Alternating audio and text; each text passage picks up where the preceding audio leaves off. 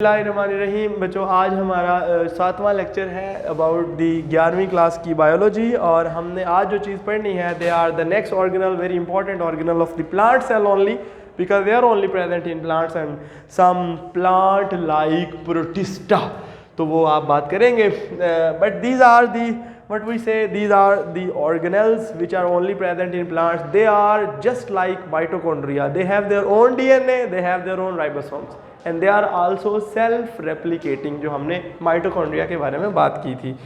तो अगर मैं आपको पढ़ाऊँ तो बेसिकली बेटा प्लास्टिड्स हम कहेंगे डबल मेम्ब्रेन बाउंड या membrane bound pigment containing. Pigments किस चीज को कहते हैं मैं अभी आपको बताता हूं। Pigment containing organelles of plant cell, they are present only in plant. और मैं आपको इंपॉर्टेंट बात बताऊं बेटा, पिगमेंट उस चीज को कहते हैं the chemical substances which absorb light, जो लाइट को जज़ब करने की सलाहियत रखते हो उनको हम बेटा कहते हैं प्लास्टिड पिगमेंट्स। और जिन ऑर्गेनल्स में पिगमेंट्स होते हैं उनको हम क्या कहते हैं, दी plastids. And there are 3 types of plastids. The most important are the chloroplast, then are the chromoplast, and then are the leucoplast. And what we are going to talk about, the most important ones, they are the chloroplast. Chloroplast होते हैं बेटा green colour के, सही है। और they are the, सबसे पहली बात कि इनकी जो मेम्ब्रेन होती है ना वो भी डबल मेम्ब्रेन होती है। They are of green colour, सही है जी। और they have a green pigment, और उस पिगमेंट का नाम क्या होता है, क्लोरोफिल। क्लोरोफिल बेसिकली वो पिगमेंट है जो कि प्लांट्स को सूरज की रोशनी को जज़ब करने में हेल्प करता है। बेटा एक बात याद रखनी है आपने कि क्लोरोफिल क्या है। अगर मैं आपको बताऊं ना तो जो क्लोरोफिल है ना ये ग्रीन कलर का पिगमेंट है। असल में इसकी स्ट्रक्चर आप पढ़ेंगे इंशाल्लाह बायो एनर्जेटिक्स वाले चैप्टर में, पर इसकी स्ट्रक्चर सेम होती है जिस तरह हीमोग्लोबिन की। वैसे एग्जैक्टली सेम नहीं होती लेकिन उसकी तरह की ही स्ट्रक्चर होती है।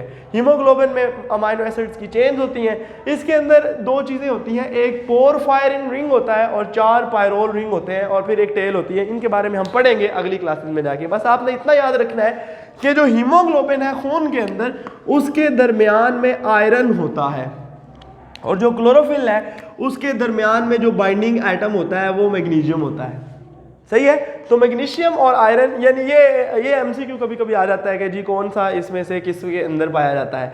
बाकी इसकी स्ट्रक्चर 100% बिल्कुल कभी भी सिमिलर नहीं है लेकिन तकरीबन इसके हवाले से सिमिलर है, सही है। बेटा साइज के अंदर इनका जो साइज है दैट इज अबाउट 4 से 6 माइक्रोमीटर।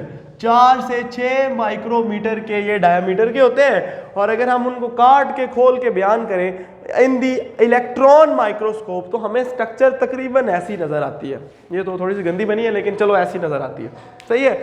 तो बेटा सबसे पहली बात यह है कि सबसे पहले उनकी एक मेम्ब्रेन होती है जिसको हम कहते हैं आउटर मेम्ब्रेन। अगर मैं इसको डार्क कर दूं, इस तरह शेड दे दूं, फर्ज किया तो ये एक आउटर मेम्ब्रेन होती है। और आउटर मेम्ब्रेन और फिर एक इनर मेम्ब्रेन भी होती है, ये वाली फर्ज किया। So this is the inner membrane. असल में इनकी जो मेम्ब्रेन है वो डबल मेम्ब्रेन बाउंड, जिस तरह न्यूक्लियस की इन्वेलप है वो भी डबल मेम्ब्रेन होती है, सही है। उसके बाद इनमें 3 अहम तरीन चीज़ें होती हैं। चलो पहली चीज़ तो आपने पढ़ ली, मतलब मेम्ब्रेन है, उसके अंदर आपके सामने आपको अगर देखेंगे तो आपको 2 इंपॉर्टेंट तरीन चीज़ें इसके अलावा मिलेंगी। पहला बेटा इसके अंदर ये नीले रंग का मैं बना रहा हूं एक फ्लूइड होता है। इस फ्लूइड को हम कहते हैं स्ट्रोमा। क्या कहते हैं बच्चों, स्ट्रोमा। और पहले तो मेम्ब्रेन हो गई, मेम्ब्रेन के बाद हो जाएंगे स्ट्रोमा। स्ट्रोमा क्या है बेसिकली, स्ट्रोमा हम कहते हैं इट इज अ फ्लूइड, ठीक है, विच सराउंड्स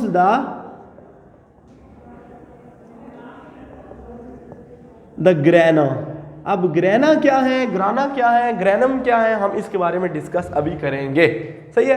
तो ये आपको लग गया पता कि it is fluid which surrounds the granum, और ये सबसे ज़्यादा जो हिस्सा होता है क्लोरोप्लास्ट का वो ये स्ट्रोमा घेरता है। ये एक लिक्विड है, लेकिन आपको एक इंटरेस्टिंग बात बताऊं कि जो फोटोसिंथेसिस के डार्क रिएक्शंस होते हैं वो यहाँ पे होते हैं। इसका मतलब है आपको पता होना चाहिए कि डार्क रिएक्शन में carbon dioxide is fixed into the glucose.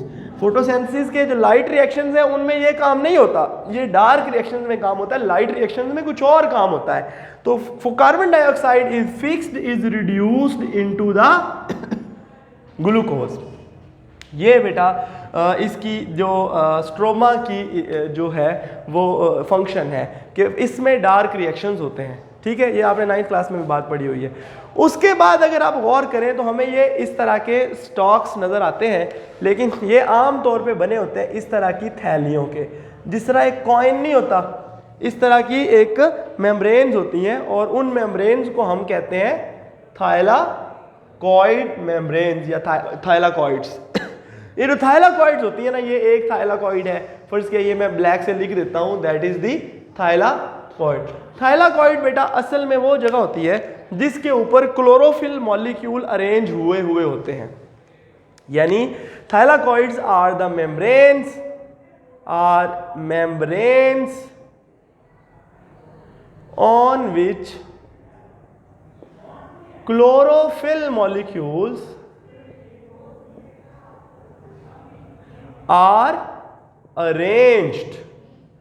कैसे? फर्ज किया अगर हम एक थाइलाकॉइड को इस तरह बना दें, आपने पहले बनाया भी हुआ है, पढ़ा भी हुआ है, तो उसके ऊपर इस तरह फोटो सिस्टम्स होते हैं जिसको आप PS1 PS2 कहेंगे अगली क्लासेस में जाके। उसमें कुछ रिएक्शन सेंटर होते हैं, यानी एक एंटीना सेंटर होता है और एक यानी ये एंटीना कॉम्प्लेक्स होता है और एक रिएक्शन सेंटर होता है। इसके बारे में आप डिस्कशंस करेंगे इसी क्लास के अगले एक बायो एनर्जेटिक्स वाले चैप्टर में। बेसिकली ये एक मेम्ब्रेन है छोटी सी और एक ऐसे कॉइन की तरह। तो उस मेम्ब्रेन के ऊपर क्लोरोफिल मॉलिक्यूल एक खास तरतीब के साथ एक क्लस्टर की शक्ल में अरेंज। बेटा वैसे समझ आ रही है? हसन के क्या नाम था? हुसैन। तो ये आपको लग गया पता कि यानी थाइलाकॉइड्स ये तीसरी इंपॉर्टेंट चीज होती है जो यानी मेम्ब्रेन, स्ट्रोमा और थाइलाकॉइड्स। थाइलाकॉइड्स फिर आपस में जुड़ते हैं, यानी एक दूसरे के ऊपर इस तरह पाइल्स बनाते हैं, यानी एक वो बनाते हैं, क्या उसे कहते हैं, एक स्टॉक बनाते हैं, एक ढेर सा बन जाता है जिसको पाइल अप करते हैं। इसको हम कहते हैं ग्रेनम। क्या कहते हैं? और ये एक ग्रेनम तकरीबन 50 थाइलाकॉइड तकरीबन वो एक दूसरे के ऊपर जुड़ के तो एक कॉलम सा बना देते हैं जिनको हम ग्रेनम कहते हैं। एक ग्रेनम और एक से ज़्यादा ग्रेना या ग्राना, सही है। और ये जो ग्रेनम होते हैं ये आपस में, ये जो थाइलाकॉइड मेम्ब्रेन होती है ना, जुड़ी होती है दरमियान में। ये पार्ट ग्रीन नहीं होता, मैंने गलती से ग्रीन बना दिया, ये ग्रीन नहीं होता। इनको हम कहते हैं इंटरग्रेनम। क्या कहते हैं बेटा? इंटरग्रेनम। आपको ग्रेनम, इंटरग्रेनम और इनके फंक्शन पता लग गया। बेसिकली ग्रेना की डेफिनेशन क्या होगी? These are the stacks, these are the columns of the thylakoid in which the thylakoids are arranged in the form of coins, सही है। And thylakoids are the membranes on which the chlorophyll molecules are attached. Basically thylakoid में photosynthesis के light reactions होते हैं। वहां पे stroma में क्या होते थे? डार्क रिएक्शंस, और यहां पे क्या होते हैं? Light reaction. बेटा इसको अगर आप लाइट रिएक्शन को आपको पता है, अगर आप डिफाइन भी करें तो sunlight is used to produce, is trapped, sunlight is trapped and used to produce ATP and NADPH। ये आप पढ़ेंगे आगे जाके, टेंशन ना ले, फोटोसिंथेसिस के अंदर तो हम वहां पे इसको बड़ी एक्सप्लेनेशन में, ये हाई एनर्जी कंपाउंड्स हैं, ये आप पढ़ेंगे। तो लाइट रिएक्शंस होते हैं यहाँ पे और डार्क रिएक्शंस होते हैं यहाँ पे। बाकी स्ट्रोमा के अंदर और क्या क्या होता है? स्ट्रोमा के अंदर बेटा अपने राइबोसोम्स होते हैं, सही है। स्ट्रोमा के अंदर अपना DNA भी थोड़ा सा होता है, क्लोरोप्लास्ट का भी अपना DNA होता है, और क्लोरोप्लास्ट भी सेल्फ रेप्लिकेटिंग ऑर्गेनल्स हैं। तो इसमें कोई और चीज़ रह गई हो तो मेरे ख्याल से तकरीबन सारा इसमें हो गया है कंप्लीट। अब रह गए दूसरी दो तरह के प्लास्टिड्स के बारे में, तो वो है एक बेटा क्रोमोप्लास्ट। क्रोमोप्लास्ट को मैंने रेड इसलिए बनाया कि आपको याद रहेगा, क्लोरोप्लास्ट को ग्रीन बनाया था कि वो ग्रीन कलर के होते हैं, और क्रोमोप्लास्ट बेटा दे आर ब्राइट कलर, शोक रंगों के होते हैं। ये इनके अंदर ऐसे पिगमेंट्स होते हैं जो इनको ज़्यादा डार्क या ब्राइट कलर देते हैं, मतलब रेड, येलो वगैरह। तो ये आमतौर पे उन पौधे के उन पार्ट्स में होते हैं जो कि फ्लावर्स वगैरह में या फल के अंदर, फल की जो मेम्ब्रेन होती है, यानी they are in the coloured parts other than green, ठीक है, कलर्ड पार्ट्स ऑफ प्लांट्स। और इनका काम असल में क्या होता है, ये प्लास्टिक, अच्छा ये सारे पौधों के सेल्स में ये नहीं पाए जाते। क्लोरोप्लास्ट भी ज़्यादा पत्ते के सेल्स में होते हैं, जड़ों वगैरह में नहीं होते, सही है। तो ये उन जगहों पे होते हैं जहाँ पे फूल वगैरह और फल वगैरह, जहाँ पे इंसेक्ट्स को अट्रैक्ट करना हो, है ना, तो वो तो दूर से कोई कलर, रेड कलर या तो वो उसमें भी अट्रैक्ट हो गया ना तब, तो ये पॉलिनेशन में हेल्प करते हैं। पॉलिनेशन क्या चीज़ होती है, यानी इंसेक्ट आएंगे और वो पोलन ग्रेन्स को एंथर, पता है ना आपको, वो स्टेमन के एंथर से कार्पल के स्टिग्मा पे मुंतकिल करेंगे। पॉलिनेशन क्या आपने डेफिनेशन 10वीं क्लास में पढ़ी हुई है। तो उसके लिए इंसेक्ट चाहिए होते हैं, तो उनको अट्रैक्ट करने के लिए ये कलर्स, ब्राइट कलर दिए जाते हैं, सही है। और लास्ट में जो रह गए ल्यूकोप्लास्ट। ल्यूकोप्लास्ट का ओरिजिनली बेटा कोई कलर नहीं होता, तो ये कलरलेस कंपाउंड्स होते हैं। इनके अंदर जो पिगमेंट तो नहीं होते, मतलब ये ऐसे ऑर्गेनल्स हैं, ये उन पौधे के उन हिस्सों में पाए जाते हैं जहाँ पे फूड स्टोर होती है, सही है, या कलरलेस पार्ट्स यानी जड़ वगैरह, यानी तने के दरमियान के कुछ सेल्स वगैरह, पित्त के सेल्स, तो ये उन जगहों पे ज़्यादा होता है जहाँ फूड वगैरह स्टोर होती है। तो बेटा और कोई चीज़ रह गई है तो पूछ ले। क्या बेटा, दिखाओ। Some other they are try, तो जनरल सी बात है ना, चाहे ट्रायंगुलर हूँ, चाहे ट्यूबुलर हूँ, चाहे कोई भी और शेप हो, तो ये इसमें कोई इतना, जो इंपॉर्टेंट बात थी वो मैंने बता दी। कोई और सवाल है तो प्लीज़ पूछें, इसको भाई रीड कर लिया करें, और जो भी सवाल हो तो वो अगले लेक्चर में भी पूछ सकते हैं।